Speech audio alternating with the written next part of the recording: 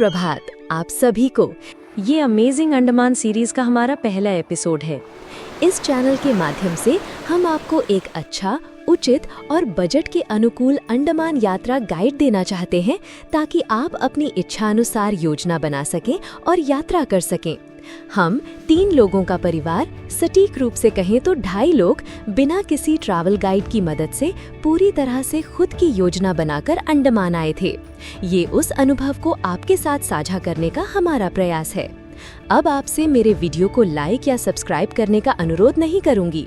मैं आपसे केवल ये अनुरोध करूंगी कि आप इसे अंत तक देखें और यदि आपको ये पसंद आए तो ही आप इसे लाइक या सब्सक्राइब कर सकते हैं।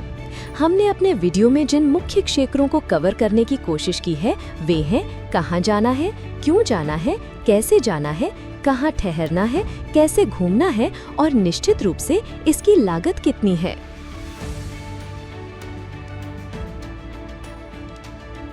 वहाँ कैसे पहुँचे? आप अंडमान द्वीप समूह तक हवाई या समुद्री मार्ग से पहुँच सकते हैं। हवाई मार्ग यात्रा का सबसे सुविधाजनक तरीका हवाई जहाज है। पोर्ट ब्लेयर स्थित वीर सावरकर अंतर्राष्ट्रीय हवाई अड्डा यानी IXZ यहाँ का मुख्य हवाई अड्डा है। चेन्नई, कोलकाता, दिल्ली और बेंगलुरु जैसे प्रमुख भारतीय शहरों से सीधी उड़ानें उपलब्ध है। समुद्री मार्ग चेन्नई, कोलकाता और विशाखापत्तनम से पोर्ट ब्लेयर के लिए यात्री जहाज चलते हैं। यात्रा लंबी होती है, आमतौर पर इसमें 2-3 दिन यानी 50 से 60 घंटे लगते हैं और इसकी अवधि और बुनियादी सुविधाओं की कमी के कारण इसे आमतौर पर छोटी यात्रा के लिए अनुशंसित नहीं किया जाता है। द्वीपों का भ्रमण अंतर द्वीप यात्रा पोर्ट ब्लेयर, हैवलॉक और नील द्वीप के बीच परिवहन का मुख्य साधन फेरी है। आप सरकारी फेरी यानी अधिक किफायती लेकिन धीमी और निजी फेरी यानी तेज और अधिक आरामदायक में से चुन सकते हैं। स्थानीय परिवहन द्वीपों के भीतर आप दर्शनीय स्थलों की यात्रा के लिए 2 पहिया वाहन, टैक्सी या ऑटो रिक्शा किराए पर ले सकते हैं। आइए देखें कि कहां-कहां घूमने जाएं और उन जगहों पर क्या-क्या आकर्षण और गतिविधियां हैं। घूमने की सबसे अच्छी जगहें और करने लायक चीजें। अंडमान द्वीप समूह ऐतिहासिक, प्राकृतिक और साहसिक अनुभवों का मिश्रण प्रदान करता है। पोर्ट ब्लेयर, दक्षिण अंडमान। सेल्युलर जेल राष्ट्रीय स्मारक अपने ऐतिहासिक महत्व के कारण जरूर देखें। औपनिवेशिक काल की इस जेल, जिसे काला पानी के नाम से भी जाना जाता है, का इस्तेमाल अंग्रेज भारतीय स्वतंत्रता सेनानियों को बंदी बनाने के लिए करते थे। शाम को होने वाले लाइट एंड साउंड शो को देखना न भूलें। रॉस द्वीप या नेताजी सुभाष चंद्र बोस द्वीप ब्रिटिश प्रशासनिक मुख्यालय के खंडहरों को देखें जो अब फीकस के पेड़ों से लदे हुए हैं। ये द्वीप हिरणों और मोरों वाला एक वन्यजीव अभयारण्य भी है। नॉर्थ बे द्वीप या कोरल द्वीप अपनी जीवंत प्रवाल भित्तियों और समुद्र में सैर, स्नॉर्कलिंग और कांच के तले वाली नाव की सवारी सहित कई तरह के जल क्रीड़ाओं के लिए प्रसिद्ध है। कॉबिन्स कोव बीच पोर्ट ब्लेयर के पास ताड़ के पेड़ों से घिरा एक खूबसूरत समुद्र तट जो आराम करने और जेट स्कीइंग और केले की नाव की सवारी जैसे पानी के खेलों का आनंद लेने के लिए एकदम सही है। चिड़िया टापू सनसेट पॉइंट के रूप में जाना जाने वाला ये स्थान पक्षियों को देखने और मनमोहक सूर्यास्त देखने के लिए एक आदर्श स्थान है। आप पोर्ट ब्लेयर से 1 दिन की यात्रा में जॉली बॉय द्वीप भी जा सकते हैं। जॉली बॉय के लिए आपको पोर्ट ब्लेयर से 20 किलोमीटर दूर वंडूर जेट्टी से फेरी लेनी होगी।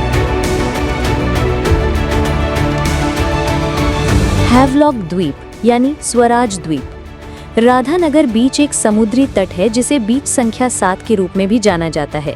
ये एशिया के सर्वश्रेष्ठ समुद्री तटों में से एक है।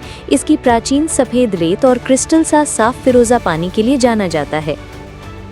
एलिफेंट बीच हैवलॉक से एक छोटी नाव की सवारी से पहुंचा जा सकता है और यहाँ जल क्रीड़ाओं और स्नॉर्कलिंग के लिए विशेष रूप से लोकप्रिय है।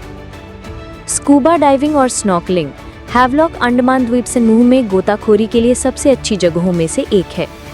कई गोताखोरी केंद्र सभी कौशल स्तरों के लिए पाठ्यक्रम और निर्देशित गोताखोरी प्रदान करते हैं। मैंग्रोव कयाकिंग निर्देशित कयाकिंग टूर के साथ मैंग्रोव जंगलों की शांत सुंदरता का अनुभव करें जो स्थानीय वनस्पतियों और जीवों को देखने का शानदार तरीका है।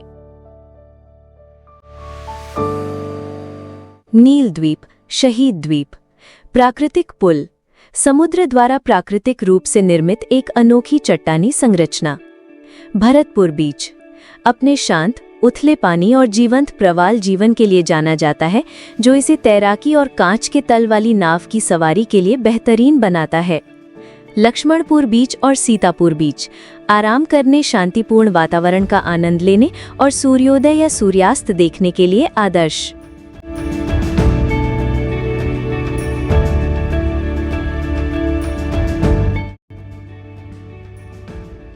बाराटांग द्वीप, मध्य अंडमान में स्थित बाराटांग उत्तरी अंडमान के रास्ते में एक लोकप्रिय पड़ाव है। चूना पत्थर की गुफाएं, घने मैंग्रोव जंगलों से होकर नाव की सवारी द्वारा पहुंचा जा सकता है। इन गुफाओं में आकर्षक स्टैलेक्टाइट और स्टैलेग्माइट संरचनाएं हैं। मड ज्वालामुखी, एक अनोखी प्राकृतिक घटना जहां भूमिगत गैसें मड को सतह पर धकेलती हैं, जिससे छोटे ज्वालामुखी शंकु बनते हैं। रंगत, मध्य अंडमान में स्थित रंगत कई आकर्षणों वाला एक और प्रमुख शहर है। धनेनल्ला मैंग्रोव वॉकवे, मैंग्रोव वन के बीच से होकर गुजरने वाला एक लंबा सुंदर पैदल मार्ग।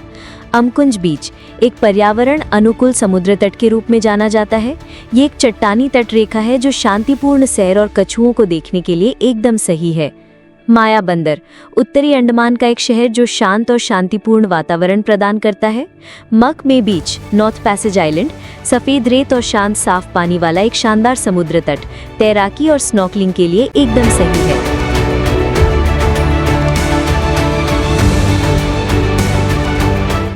उत्तरी अंडमान में घूमने की जगह है। डिगलीपुर, ये उत्तरी अंडमान का मुख्य शहर है और इस क्षेत्र की खोज के लिए एक आधार के रूप में कार्य करता है। ये उष्णकटिबंधीय जंगलों, मैंग्रोव और खूबसूरत समुद्र तटों वाला एक पारिस्थितिक स्वर्ग है। रॉस और स्मिथ द्वीप, ये उत्तरी अंडमान का सबसे प्रसिद्ध आकर्षण है। ये द्वीपों का एक जोड़ा है जो एक प्राकृतिक रेत के टीले से जुड़ा है, जो कम ज्वार के दौरान दिखाई देता है। आप एक द्वीप से दूसरे द्वीप तक पैदल जा सकते हैं और क्रिस्टल क्लियर पानी का आनंद ले सकते हैं।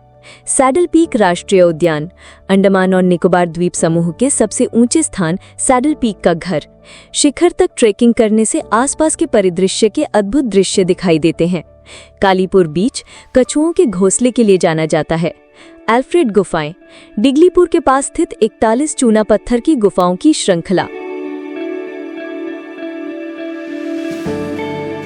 समुद्र की आवाज, नमक की महक और धूप से सराबोर रेत, अंडमान सचमुच स्वर्ग होने की अपनी प्रतिष्ठा पर खरा उतरता है। ये एक ऐसी जगह है जो आपसे बस वहां रहने और उसकी सांसों में खो जाने की उम्मीद करती है। मुझे उम्मीद है कि इन शब्दों और तस्वीरों ने आपको सुकून के पल तलाशने के लिए प्रेरित किया होगा। तो लीजिए तैयार है इस अद्भुत द्वीप पर 7 से 10 दिनों की यात्रा का बेहतरीन कार्यक्रम कॉस्ट के साथ। बेहतरीन राधानगर बीच से लेकर ट्विन आइलैंड की सैर तक आप पूरी तरह तैयार हैं। Stop waiting and start planning. अगर आपको ये गाइड मददगार लगी हो तो कृपया इसे किसी साथी ट्रैवल प्लानर के साथ शेयर करें। आगे मेरे साथ आइए, शहर की चहल पहल की जगह अंडमान के बीच के माहौल का आनंद लीजिए और सड़क से जुड़ी और कहानियों के लिए सब्सक्राइब करना ना भूलें। Until then, happy travels!